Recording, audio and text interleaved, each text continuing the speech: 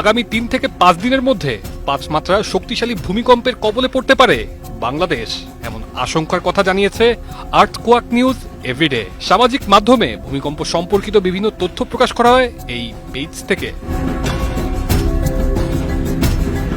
সেখানে বলা হয়েছে আগামী 3 থেকে 5 দিনের মধ্যে পঞ্চগড়, রংপুর, দিনাজপুর, নীলফামারী, কুড়িগ্রাম, সৈয়দপুর, সিলেট, হবিগঞ্জ, শেরপুর, মেঘালয়, খাসিয়া পাহাড় এইসব অঞ্চলে মৃদু থেকে মাঝারি ভূমিকম্প অর্থাৎ 3.5 থেকে 5.2 মাত্রার ভূমিকম্প অনুভূত হতে পারে।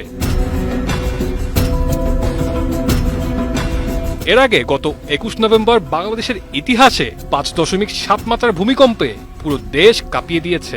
এই ভূমিকম্পের মাত্র 32 ঘন্টার মধ্যেই আরো 3টি হালকা কম্পন অনুভূত হয়, যার মাত্রা ছিল যথাক্রমে 3.3, 3.7 এবং 4.3।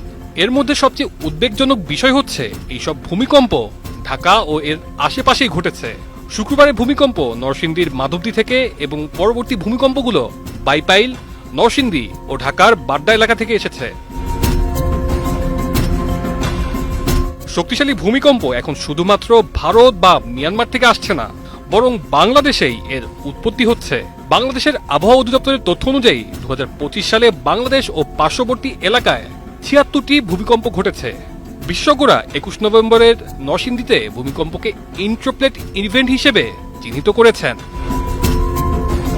বাংলাদেশে ভূমিকম্প পর্যবেক্ষণের যন্ত্রপাতি সীমিত। বিশেষজ্ঞরা বলছেন ঠিকমতো পর্যবেক্ষণ এবং জনসচেতনতা তৈরি না হলে বড় ভূমিকম্পে ব্যাপক ক্ষতি হবে বাংলাদেশে। তানজিলুর রহমান তুষার, বৈশাখী সংবাদ, ঢাকা।